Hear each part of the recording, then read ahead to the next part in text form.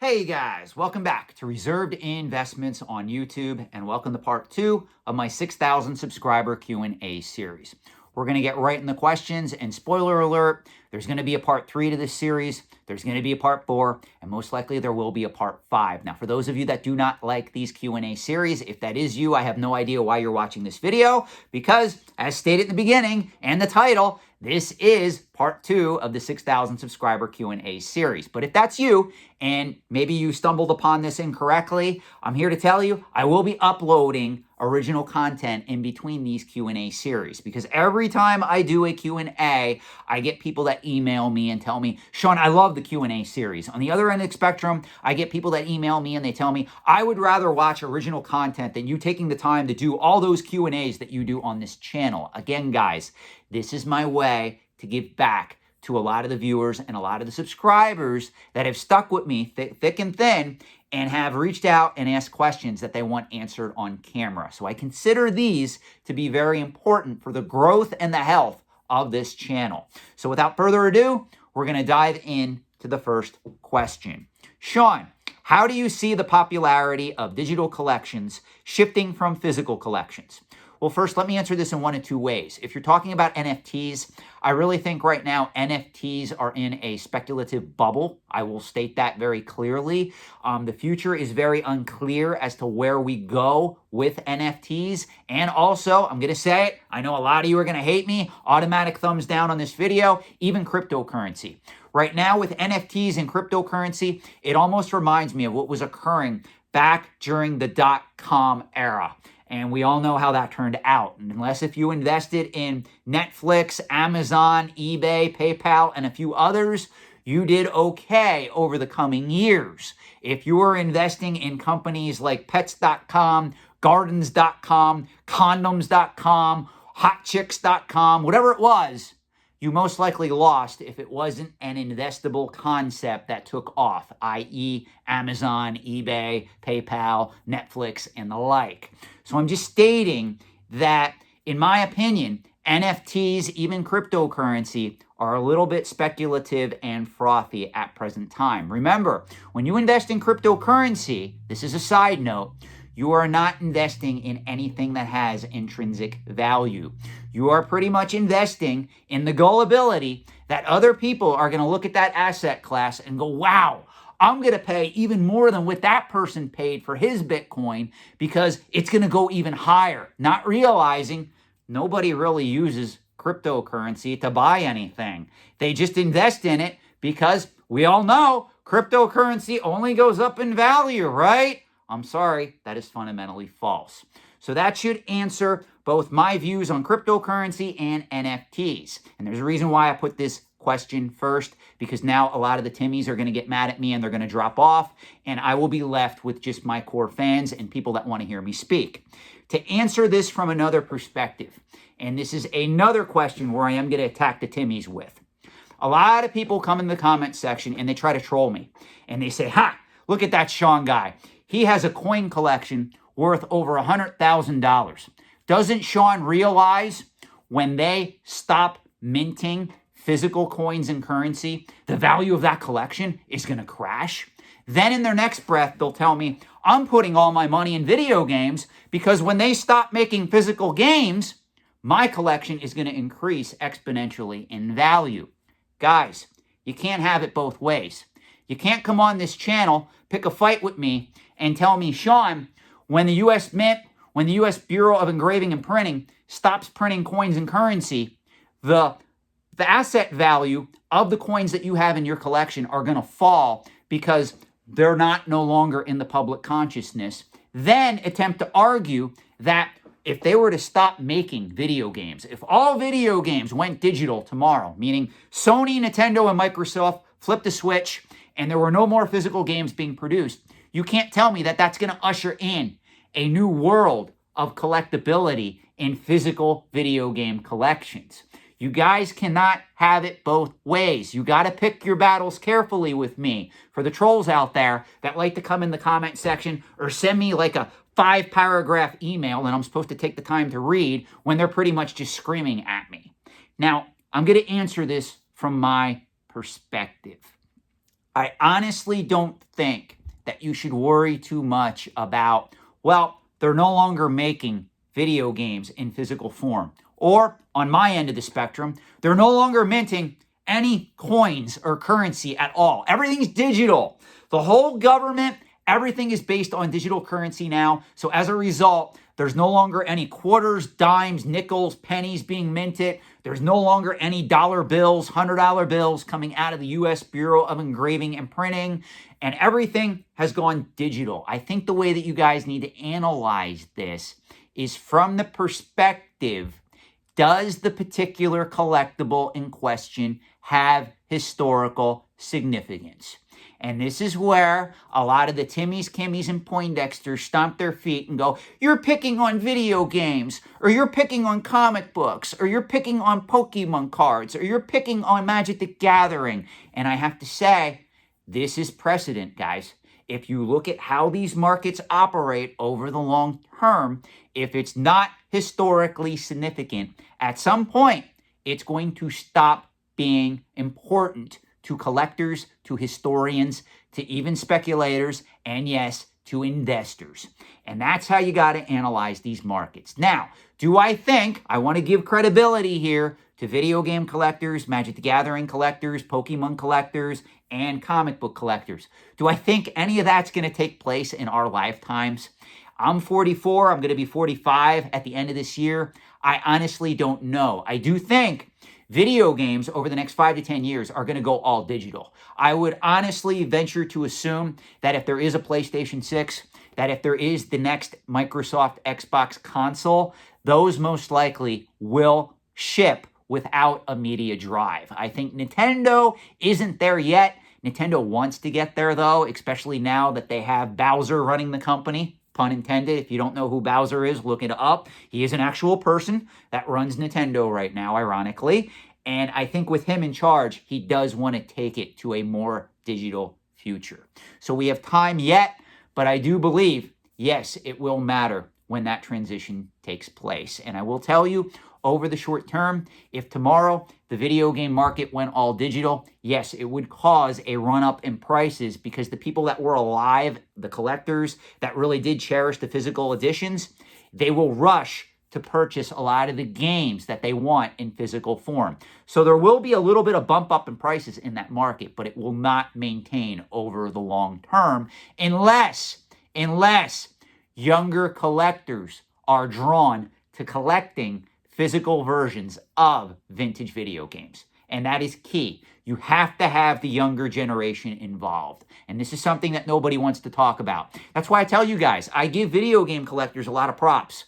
I'm going to state this again. The Nintendo Switch and the Nintendo 3DS are going to be highly coveted consoles for collectors over the years. The games and systems that were made from those particular generations of consoles, they will be highly sought after over the next 10, 20 years.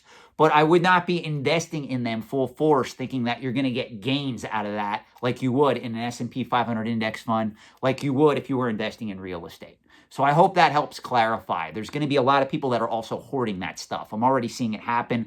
I myself have a ton of that stuff factory sealed, sitting in storage, especially factory sealed Nintendo 3DS games. And yes, I am selling some of it because the market is in a frenzy right now, to answer that question. Next question. Sean, I've been to several antique malls and always see stalls with artwork and paintings for sale. How does someone price the value of artwork?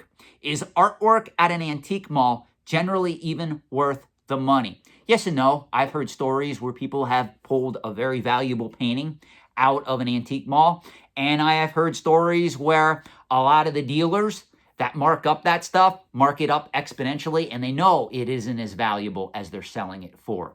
The art market is one of the most sophisticated markets in the trade. That's why you have billionaires paying $150, $160, $200 million for some of these paintings.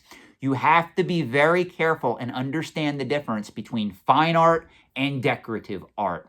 And that would be the topic of several different videos that I would have to do. If you go back on this channel, I did do a video on art. I've done several of them, but it's not going to give you enough of an education to be able to walk into an antique mart and analyze how much a specific painting is worth. Art can also be regional.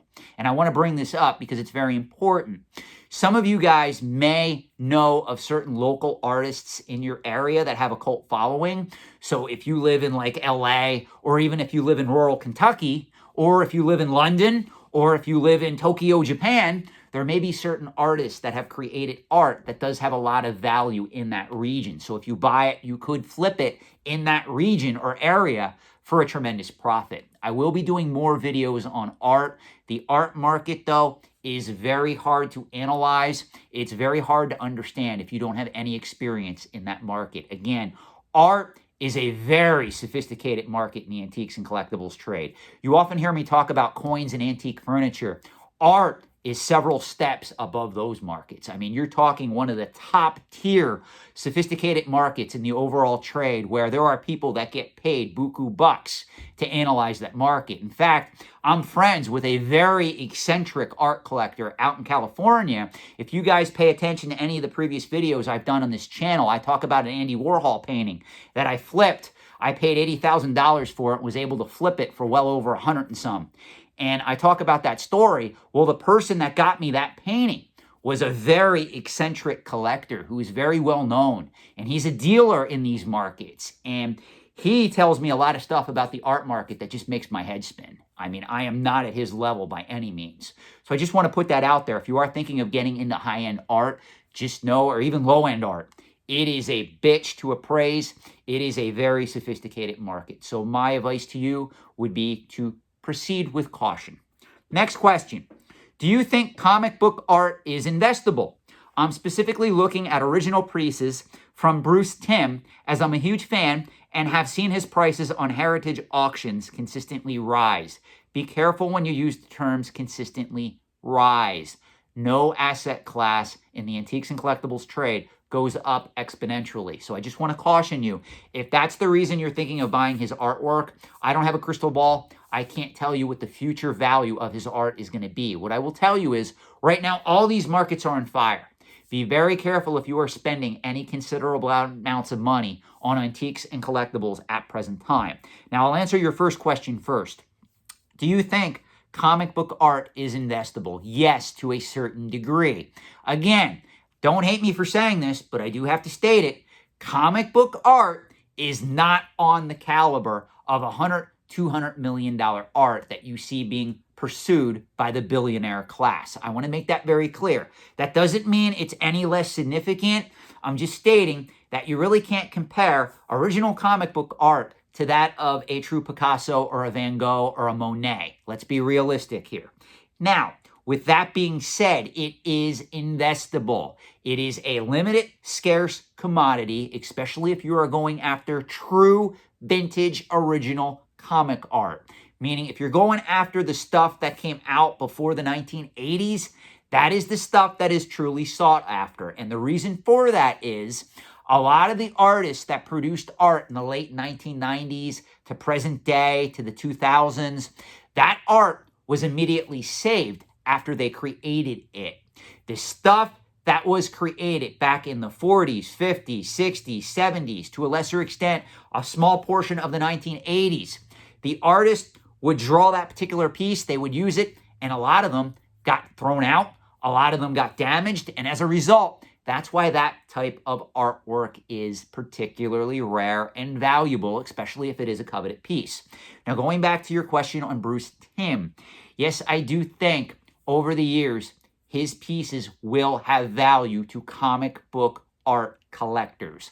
But I just want to use caution in telling you that, because that doesn't mean they're going to rise exponentially. So I hope that answers your question. Next question. Sean, could you talk about when to buy and when to sell? It depends what we're talking about. What I will tell you, general advice, all markets work and are driven by two emotions, fear and greed.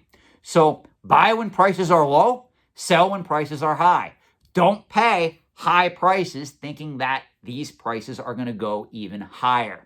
That is a mistake I am seeing right now in a lot of these markets for the antiques and collectibles trade. We have not ever encountered anything like what occurred in the last 18 months.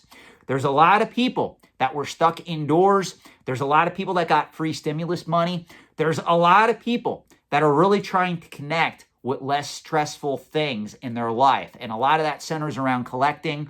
A lot of that centers around their passions. A lot of that centers around things that they have an emotional attachment to.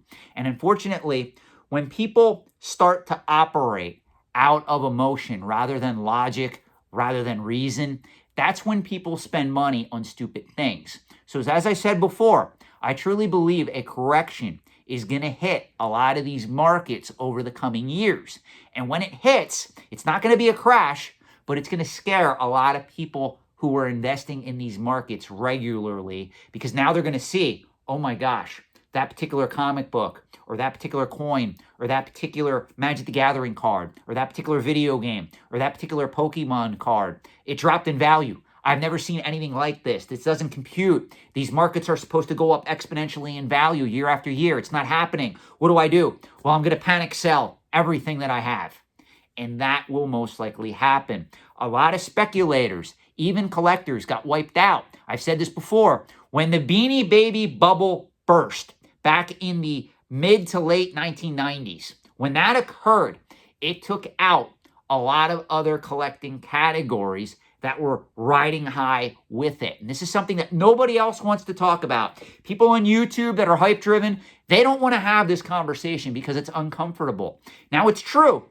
If you were back in the 1990s and you were going after certain comic books, certain items that do have a large following today, and you were able to buy them at that particular price depreciation point, and you held them to today, yes, you did in certain cases, depending on what you bought, made money. If you bought the right items, you made a lot of money. But in my opinion, that is a risk not worth taking overall. In most cases, 90% of the people watching this video would have done better in an S&P 500 index fund, investing in real estate, just investing in a basket full of high-profile blue-chip stocks.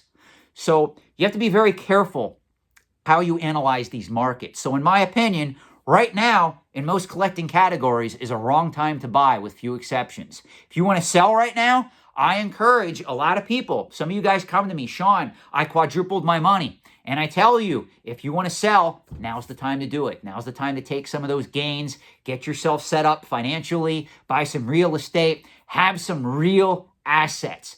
Don't put all your money in antiques and collectibles. It is not going to work out over the long term. Trust me, it most likely never does for most investors, most collectors, most speculators out there. Next question. What do you think about the price of Pokemon first edition booster boxes in foreign languages? Thinking specifically about the French edition. Okay, I want to speak to this because there's a lot of people that go, you know what, Sean? I can't afford a first edition Pokemon-based booster box in English.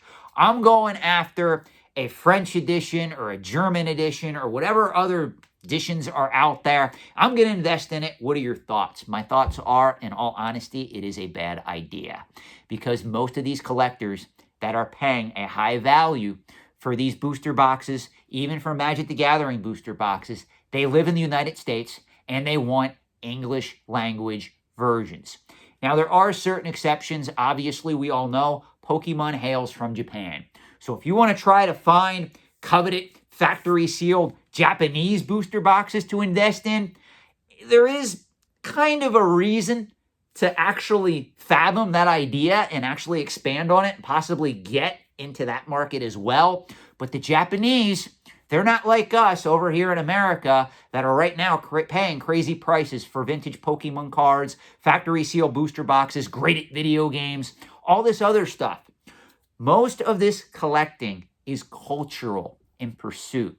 And Americans, and then also to a lesser extent, Europeans and the like, are known to pay significant sums for a lot of these items, even if they're not from the country that the collectors are from. Meaning when we look at video games, when we look at Pokemon cards, those are Japanese products. They are not American products, but it's American collectors that are going after those particular items and paying a premium for them.